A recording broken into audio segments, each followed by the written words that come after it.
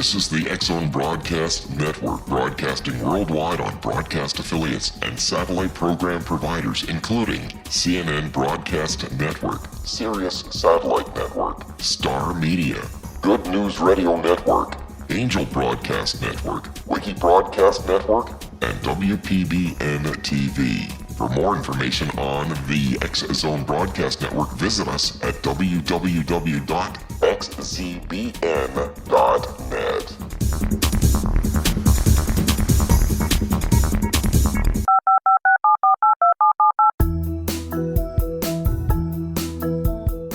Did you know that when you're on the road with limited data or Wi-Fi, you can still listen to the X-Zone Radio Show with Rob McConnell, The Science of Magic with Gwilda Wiyaka, X-1, Dimension X, Space Patrol, and every minute of the X-Zone Broadcast Network by calling 213-401-0080, courtesy of Audio Now.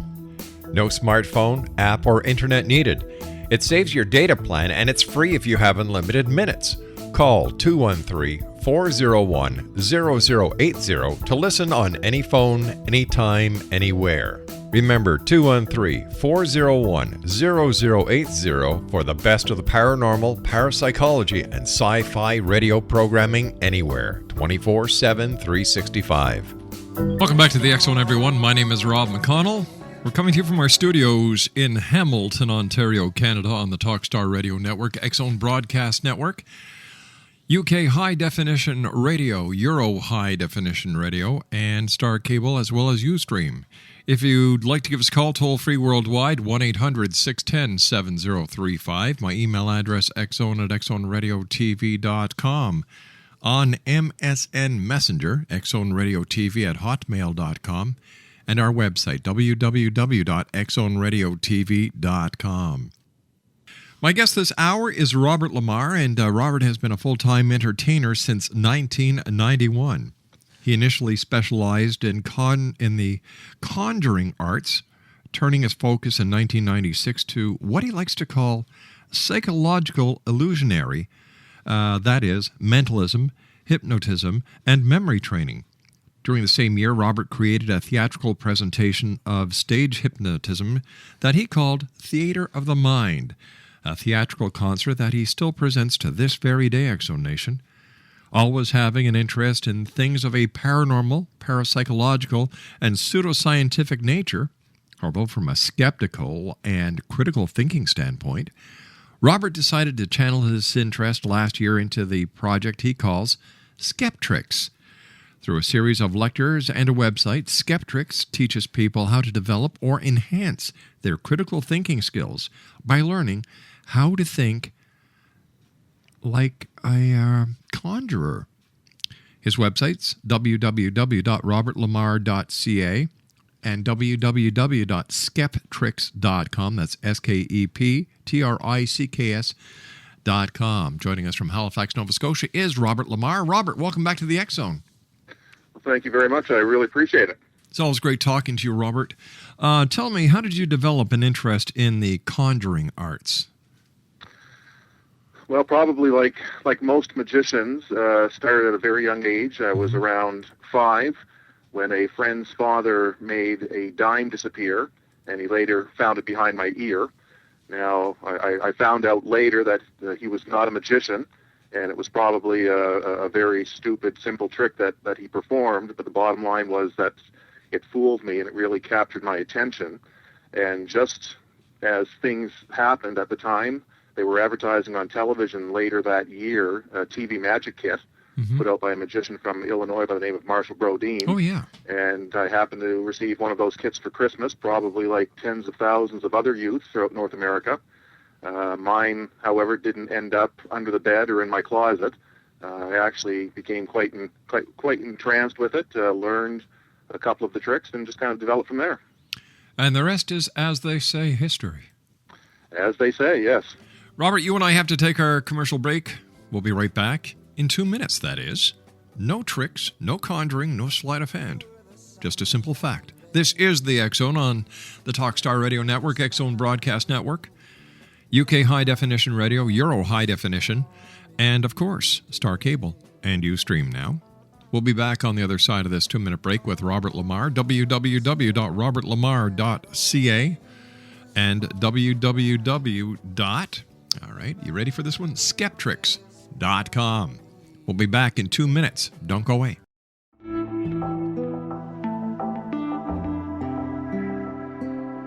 Take a step back in time and discover old Florida cuisine at Marsh Landing Restaurant in Fellsmere. Enjoy delicacies such as frog legs, gator tail, catfish, and swamp cabbage, or enjoy the more traditional cuisine like hand-cut Angus steaks, ribs, and seafood. Join us for breakfast with a southern flair featuring sweet potato pancakes, biscuits and gravy, and much more. Planning a party? Marsh Landing's private dining room can accommodate groups from 8 to 80 people. While you're visiting, enjoy the historic pictures, artifacts, and stories that line the walls. Marsh Landing is truly a unique experience. Marsh Landing Restaurant, 44 North Broadway in historic Fellsmere, or visit marshlandingrestaurant.com. Marsh Landing, Old Florida cuisine at its best.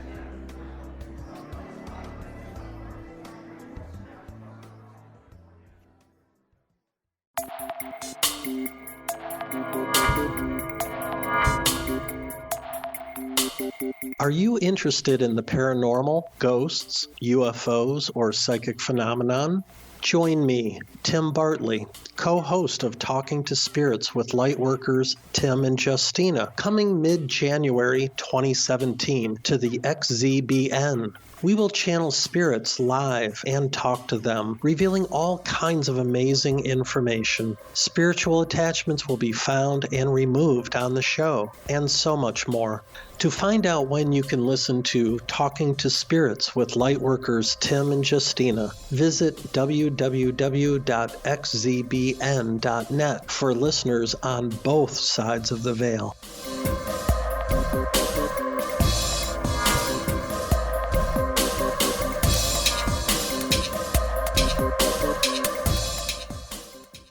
Robert Lamar is my special guest this hour, X-Zone Nation. And Robert, besides an interest in magic and the conjuring arts, how did you develop your interest and your love for hypnotism?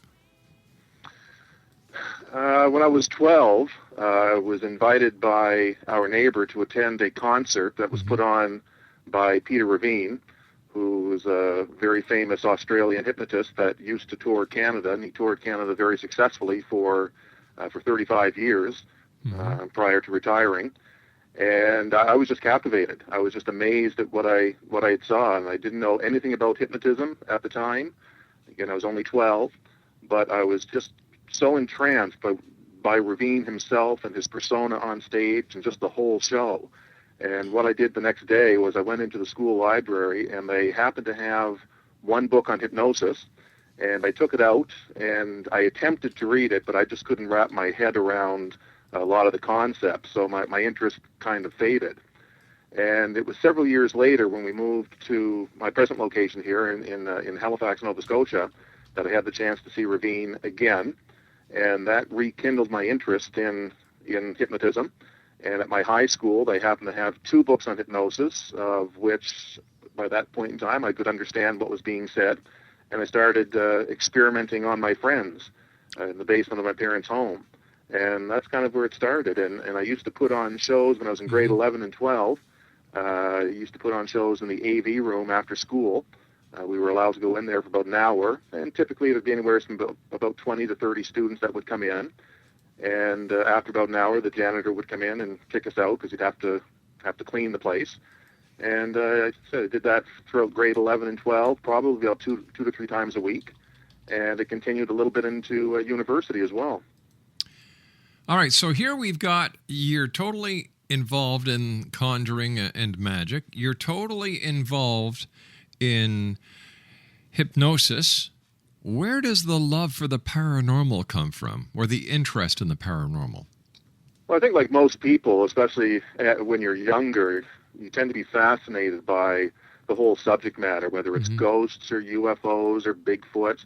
I still have a number of books that I received when I was a youth that I had purchased through the Scholastic program in school that had to deal with monsters and UFOs, etc., in the Bermuda Triangle. Right. And my turn as far as becoming skeptical of that stuff was aided by a fellow Canadian conjurer by the name of James Randi, which I'm sure most people are familiar with, the amazing Randi. And of course, Randi is a skeptic and very much of a critical thinker when it comes to things of a paranormal nature. So that's where it started, and picked up a couple of James Randi's books and kind of followed his lead. And of course, James Randi picked up where Harry Houdini left off, because Houdini really was the first magician that became, I guess, what you would call an active skeptic when it came to things of a paranormal nature. Speaking about the paranormal, Rob, have you ever experienced anything of a paranormal, parapsychological, or pseudoscientific nature? I'm being very honest when I say, unfortunately, no. I would love to. There's nothing more I would love to experience than whether it'd be seeing a ghost or some type of cryptozoological animal, seeing an unidentified flying object. I'd love to have the experience, but I've done quite a bit of investigative work just on my own, just as a hobby. Right. And I've talked with a lot of people that have apparently witnessed such things, but I myself have not had that experience. I'm open to the possibility that some of these things exist, but to date, I have not seen anything that would convince me yet. All right, then let me ask you this, Robert. Why do you think so many people believe or want to believe in the paranormal? I think generally people are looking for something kind of outside of this world. I mean, when you start asking the big questions, why are we here? How did we get here? That really delves you into the mysterious. And I think it's very easy to fall into, and I'm using this word loosely, the trap of being lured by the paranormal, because there is so much about this world and this universe that we do not know. But I think what happens sometimes is that people that claim to have abilities or who have seen things or have apparently witnessed things, it's very easy to actually fool yourself. Our minds are complex machines, and they can be fooled very, very easily. And that's not to say that a person who is fooled is, stupid or dumb, or they're not smart, or they're not intelligent. That's not the case at all. It's just we all have the ability of being fooled, of being taken in, of being tricked. Whether it's take an optical illusion, for example. When you look at something that's an optical illusion, it certainly appears real, but it's not. Now, people tend not to believe optical illusions because they're presented as such. It is an optical illusion. But put yourself in a situation, for example, you're out in the desert and you see an oasis. That's a form of optical illusion, but when you're in that setting, it can seem very, very real. And yet people will take the optical illusion in the desert, realize that it is only an optical illusion, accept a scientific explanation for it, but when it comes to the paranormal, oh no, it's real. Exactly. I think one of the biggest examples is you have people, I think a lot of people have experienced something like this, where, for example, they have a dream one night, a very vivid dream, let's say, of a horrific accident, let's say a plane crash. Right. And they wake up the next day, and perhaps it's the following day or maybe a couple days later, there's a plane crash that's reported that is very, very similar to what they had dreamed. Now, that can have a very powerful experience on a person and make them think that they perhaps have some type of psychic ability where they're able to see things that are going to happen in the future. Now, if you want to test something like that scientifically, what you would have to do is you would have to record every single dream that you have over a period of time, and how many of those dreams actually come true. So you might have 1,000 dreams, 990 don't come true, 10 come true. Well, is that just the odds of something happening? Is that just coincidence, or is that something that's of a paranormal nature? Well, I think, once you approach it that way, I think it kind of takes this whole concept of having premonitions, and it kind of knocks it down a few pegs. What do you think about those people who believe that they have the ability to tell the future or to communicate with those who have passed to the other side? All right, psychics, mediums, channelers. What's your take? Well, I think there's two different types of people within those groups. One type I get very, very angry over. The other I don't. The vast majority of people, I think, are just, and I don't mean this in a derogatory sense, but I think it's just a case of being self-deluded. As we talked about here just a moment ago about having dreams, vivid dreams. People can have things that happen that apparently seem to be real.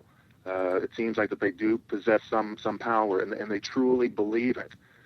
But when it's analyzed, if they would be analyzed scientifically, it's just not the case. However, there is a small segment of people that call themselves psychics that are simply, they're scam artists, they're frauds. And those people really upset me because they're preying on the innocent. They're preying on people that might be emotionally distraught. You take some of the big psychics and people that talk to the dead that are in the marketplace today. Everybody from Sylvia Brown to James Von Praagh. I don't know how they live with themselves. Especially I honestly don't know how they do it. Especially when they charge so much money to Well, Sylvia Brown, $750 for a 20-minute reading. I know. It's ridiculous. And you know what? Here in Canada, telling fortunes for a consideration which is money or property is against the law. It's in the Criminal Code of Canada. Well, I was shocked. We had an incident that happened, actually, it was just down the street from where I live, at the elementary school that my kids went to just 3-4 years ago. A good friend of ours and a school teacher, she was actually my daughter's teacher in grade 3, her body was found in the trunk of her car at the schoolyard on December 28th of 2005. And the case is still not solved. And I've known her sisters for a number of years. About 3 months after the fact, once things kind of settled down a bit, I was on the telephone with one of the sisters, and we were talking for it was close to 3 hours. And she had informed me at the time that she had been contacted by a number of psychics that wanted to help for a fee to solve the crime. For a fee? For a fee to solve the crime. So anyways, I had a number of contacts that are quote-unquote psychic, so I didn't want her to pursue, waste her money on that. So what I did was I contacted, there was a lady that I don't know really well, but I knew of, that was in the state of Washington, and somebody else that was over in Slovenia. And all I gave them were the very basics of the case. And both came back with two completely different outcomes. You know what really ticks me off is we had a psychic on the show. And his name is Robbie Thomas. He came on the show and he told us that he was working on a missing girl that was in Woodstock, Ontario, going back a couple of years, that she was going to be found alive and well. She was found dead. Yeah, I'm familiar with that case. It's terrible. I don't know how somebody like him, how he can live with himself. Neither do I, but you know what? You and I have to take our break. Please stand by, Robert. Great having you back with us here in the X-Zone. X-Zone Nation, Robert Lamar is his name, www.robertlamar.ca, RobertLamar.ca, and skeptrix.com. We'll be back. Don't go away. This is the X-Zone Broadcast Network, broadcasting worldwide on broadcast affiliates and satellite program providers, including CNN Broadcast Network, Sirius Satellite Network, Star Media, Good News Radio Network, Angel Broadcast Network, Wiki Broadcast Network, and WPBN TV. For more information on the X-Zone Broadcast Network, visit us at www.xzbn.net.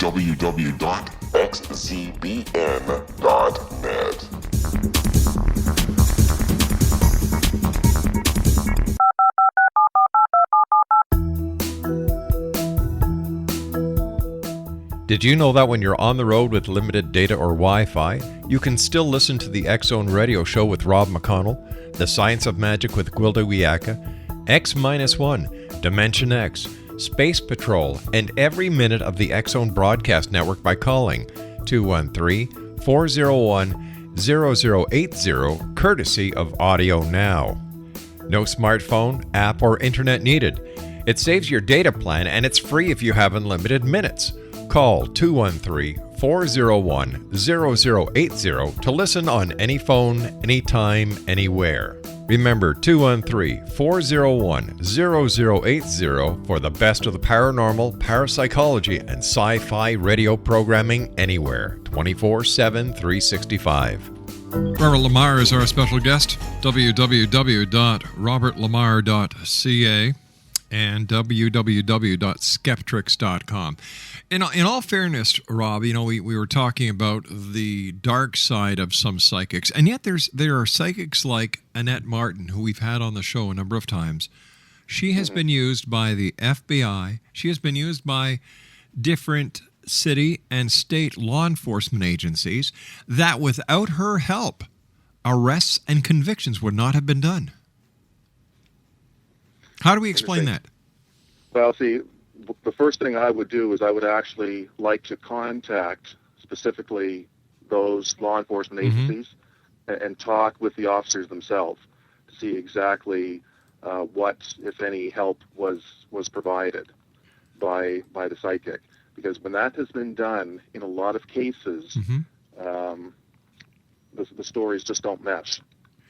Well, she was she was the very first psychic to be sworn in as a psychic in a court case, a criminal court case. And her testimony was used by the prosecution in the case. Right. I'd have to. I won't comment on her specifically because I just don't know anything about her.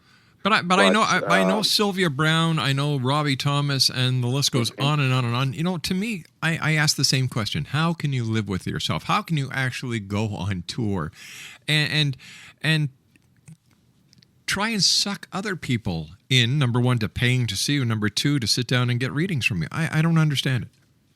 Well, when I watch like James Von Prague or John Edwards, I mean, it just makes me cringe. How they are the worst cold readers, and that's basically a technique that magicians use, that mentalists have used for well over 100 years to perform quote unquote tricks where they can apparently tap into the thoughts of individuals, but it's a trick. These individuals are using those same techniques, but in a very poor, pathetic way, but yet they are bilking people left, right, and center, and people believe what they have to say. Well, wasn't somebody like? I'm sorry, wasn't John Edwards exposed by ABC News a number of years ago? No, he's still going strong. Yeah, I don't understand it, Robert. I really don't understand it. People want to believe. It's like trying to sink a rubber duck. Yeah, you might get it underwater for a minute, but it's going to pop right back up again. The classic example is televangelist Peter Popoff. Oh, my Lord. There's a good one. He's still on the air today. In fact, was it just 2 years ago, he brought in more money in 1 year than what he brought in the year that he was exposed, and he had to shut his ministry down. Well, didn't the same thing happen to Jimmy and Tammy Baker? That, they had their, he had his little affair, and the ministry was shut down. It came back stronger. Look at what's the other guy I'm thinking of? Jimmy Swaggart. The same thing. Yeah, in their cases though, they were not claiming that they were healing people. No, that's true. I digress. You still might look at them, and you might look at them as being a bit despicable. But unlike Peter Popoff was making claims that God was talking directly to him. That God was giving him information about the people that were attending his revival meetings, that there's no way that Peter could know unless God actually gave him the information, and he was quote unquote healing people. Hallelujah. And James Randi had exposed him completely how he was doing it. He had a small earpiece that mentalists sometimes use in his ear, and his wife was transmitting to him in an 18-wheeler tractor trailer in behind the auditoriums all the pertinent information. How'd they get that information? Well, they got the information as people were coming in into the forum, just by mingling and talking with you. Oh, hi, how are you? What's your name? Oh, are you from around here? what are you here for? I was here. Peter Poffhoff's a great guy. I had a sore knee back a couple years ago, and he healed it. And people will just give up information, and all this information is recorded. And that information was then fed to Peter. So it made it look like that, God was giving him all this information. Do you and think he was fully exposed on Johnny Carson's The Tonight Show? Do you think that? Exposed. Do you think that the fact that these people go and they come back, and as you said, they're stronger when they come back, is that a flaw in society, or is that a flaw in our judicial system? I think people just they really want to believe so badly, and also there's a big flaw in the judicial system. There's no doubt about it. I mean, these people are scamming people. They are seriously harming people. I mean, I can tell you stories about Benny Hinn, who's probably the biggest in the world today, and some of the things that he does. Such and as? He has been. All right, you've got my interest here. So you just can't lead me up the hill halfway and say, "Come on, let's go back down." Well, it has been recorded that what they do, and this is fairly common with most of these faith healers, but it's a very egregious practice with Benny Hinn. When he calls people forward that want to be healed, he has screeners prior to people getting up to the stage, and they question people. And when you see a parent, and this has been recorded, when you see parents holding a child that has, let's say, cerebral palsy or, some severe ailment, and you can tell the parents are just, they've lost all hope. Yeah. And they truly believe that this is their one last hope, that Benny Hinn or any of these other faith healers can actually heal their son and make their son, quote unquote, normal, make him healthy. Mm-hmm. And when they can't even get past the screeners will not allow them to step on the stage. Why is that? I don't know. Because they know that Benny Hinn cannot cure their son. You will never see somebody that has a serious ailment up on the stage to be healed. Yeah, I've had intuitive healers on the show who've made all these claims that they can cure cancer, they can do this, they can do that. And I asked them point blank, well, why don't you go into the hospitals and cure people? Mm-hmm. That to me, that would be a very simple way of proving yourself. It all comes down to science. Like I said, there are some people that call themselves healers that really believe that they have some power. Right. And those are just people, I'd say, that they're just unfortunate, they're just self-deluded. And again, I don't mean that in a negative sense, but they've just kind of convinced themselves that they have the ability. But it's the people that are just outright frauds that know they're defrauding people. I mean, you look at the lifestyle that Benny Hinn lives. I mean, he is a multi-millionaire. And how many people has he actually healed? But wait a sec. We can say the same thing about the Vatican. Well, yeah, don't even get me started there. We can talk about each and every established religion and philosophy. No, exactly. And the thing is, and nowadays science is such a bad word. And I find it very ironic because people love their cell phones, people love their televisions, people love their microwave ovens, people love their air conditioning. They love everything that science has to give them, except when it looks at some of their deep felt beliefs.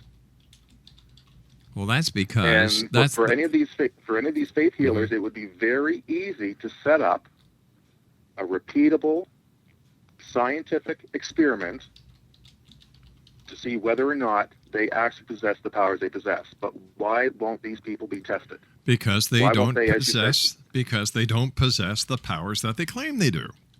Exactly. I mean, just what you said about going to a hospital. Yeah. If they have that ability, then why wouldn't you do that?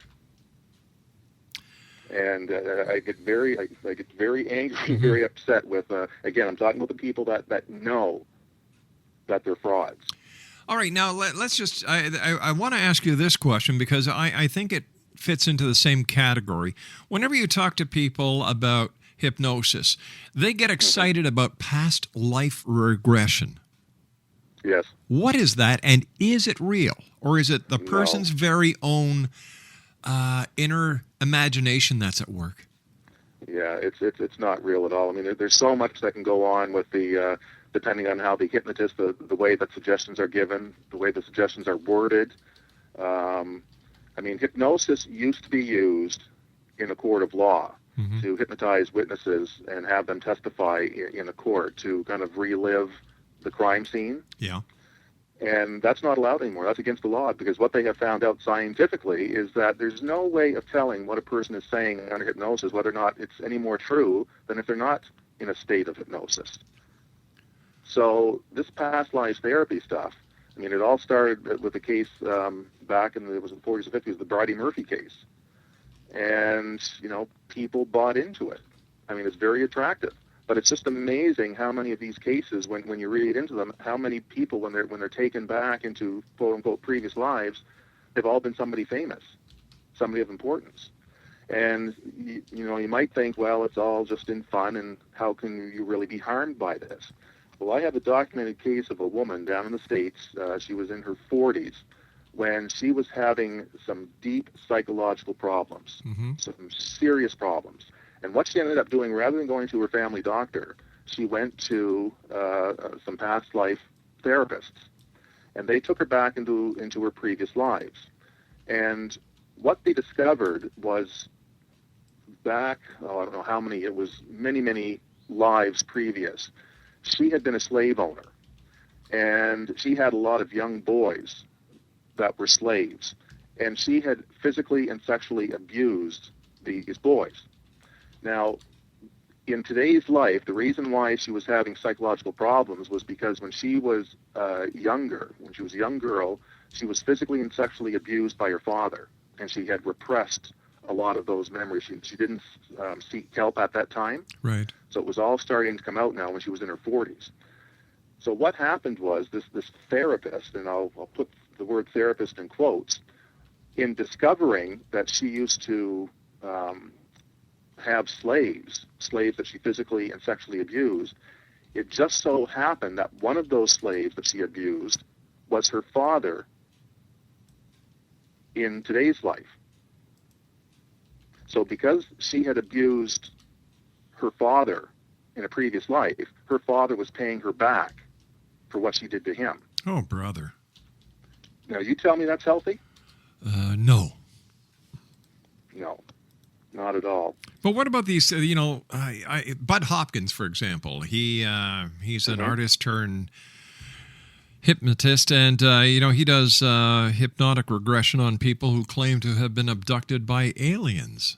Yes. Once again, people going into that situation, they know exactly what type of information that's Bud is looking for. They have a specific quote unquote problem, which is they believe that they have been abducted by aliens. So the scene basically has been preset. And when a person is, and I hate using the word hypnosis because it's just not what most people think it is, but we don't have another term. But when a person is in that state of hypnosis, they're not in a deep sleep. They are not in a trance state. It's been shown that the trance state does not exist. Rather, a person is more awake than anything. And when you're relaxed, your imagination can actually run wild and run free.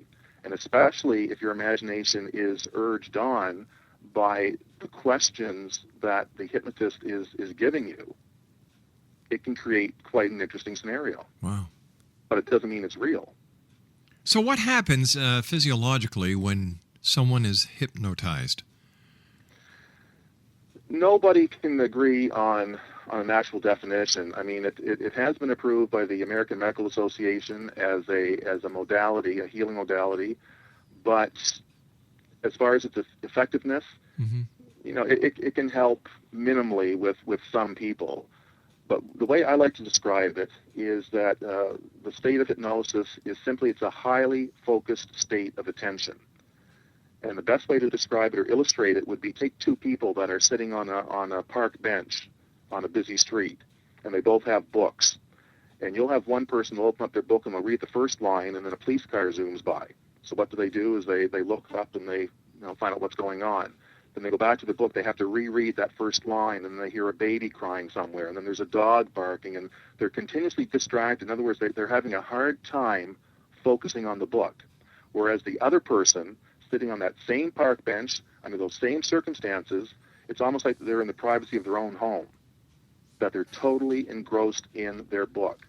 Now, the question is, does that person hear the police car, hear the baby crying, hear the dog barking? Well, of course they do. You can't stop your hearing. But why aren't they responding to it? Well, because it's not important to them. What they're doing is they're focusing all their attention as best as they can on their task at hand, which is they want to read the book. They want to absorb what's in the book. You and I have to take our final break. Robert, please stand by. Always great having you here with us in the X Zone. Robert Lamar is our special guest, www.robertlamar.ca and skeptrix.com. We'll be back on the other side of this commercial break as the X Zone wraps up for today. And today's date is Thursday, July the 8th. Some parts of Canada, it is still, as well as the parts of the United States, Wednesday, July the 7th. We'll be back. Don't go away. 18 Sergeant Central. 19 Sergeant check. Officers on the scene. Hi, I'm Larry Lawson, host of Paranormal Stakeout. With over 36 years in law enforcement, I have learned a few things. The most important is the proper gathering and preservation of evidence is vital to putting the bad guy behind bars. It's no different in the world of paranormal investigation. Whether it's the search for the afterlife, cryptozoology, UFOs, and extraterrestrials, how we gather the evidence, preserve that evidence, and present it to a jury of our peers will make the ultimate difference in proving the existence of worlds and entities that are beyond our imagination. Join me, Larry Lawson, every week on Paranormal Stakeout when, along with my guests, we'll take a journey to prove with indisputable evidence what man has struggled to believe for centuries. Go to xzbn.net for the broadcast schedule and check me out at paranormalstakeout.com.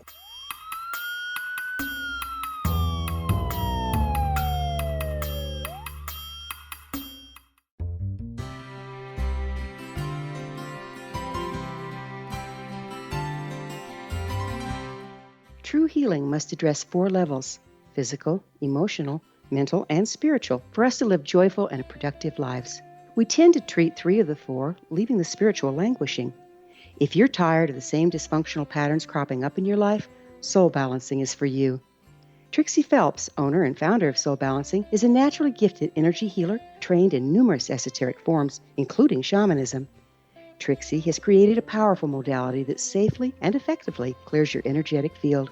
A soul balancing session can remove interference, heal trauma, and restore your hope. Contact Trixie for a life-changing long-distance session today. www.soulbalancing.world.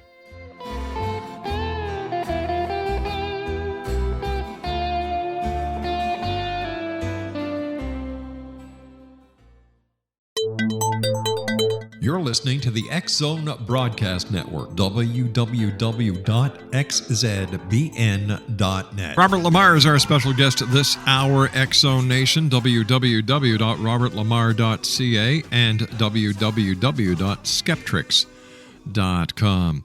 Robert, if hypnosis really doesn't work, why are there hypnotherapists, and why do people go to them for everything from personality disorders to quitting smoking, eating disorders, and other psychological problems? What's really happening then? Is it the person's own willpower that is making them stop? And I don't understand it.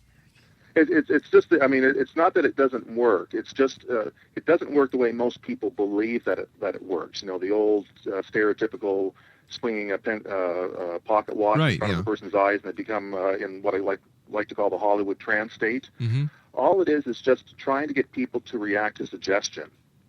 For example, when you go to attend a movie, if you want to really experience the movie, you have to suspend your disbelief. Mm-hmm. And if you do that, when there's a scary scene, what happens? You get goosebumps on your skin, and you get a little scared. Your heart starts beating. Or when something scary happens, you jump in your seat.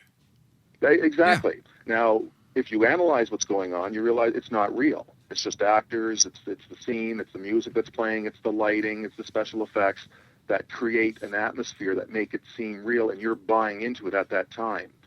Well, it's the same thing with hypnosis. Is you're just buying into the concept of relaxing and listening to the suggestions of the hypnotist. The person is in full control, however, and that's why, for example, hypnosis has been used in childbirth quite a bit. Now, I've never given birth myself personally. I don't know what it's like, but by talking with my wife, it's quite painful. Yes. And hypnosis can help some individuals to ease the pain. And all they're doing is, through the guidance of the hypnotist, is to direct their attention not at the pain that's taking place, but try to focus all their attention elsewhere. For example, imagining that they're laying on a beach in Jamaica and literally like feeling the sun beating down and the sand between your toes and under your body. And the so it's a redirection of attention. That's it. Now, they'll still feel the pain, but it will not be as intense if a person is able to redirect their focus. That's all it is. They're in full control. The hypnotist has no power, no control over the person whatsoever. And when I hear a lot of hypnotists especially use the term the trance state, I just cringe, because there's been no scientific proof that the trance state actually exists. Is that why most people look at hypnosis as a pseudo effect? Some people do, definitely, and I don't blame them. You should look at everything skeptically. You should question everything. Hey, Robert, we've just run out of time. Hate to do this to you, buddy. We'll have you back on in the near future to talk more about this fascinating topic. Great having you with us, Robert. Take care of yourself. Congratulations on Theater of the Mind and all the other great things that you're up to. And take care of yourself in beautiful Halifax, Nova Scotia. Well, thank you very much. You do a great job. I love your show. Thanks, partner. Exo Nation, Robert Lamar, www.robertlamar.ca and www.skeptrix.com. Well, that's it for tonight. I'll be back tomorrow night at 10 o'clock as once again we meet here in the X Zone. Take care of each other, love your children, and as I always say, please always keep your eyes to the sky and your heart to the light. Good night now.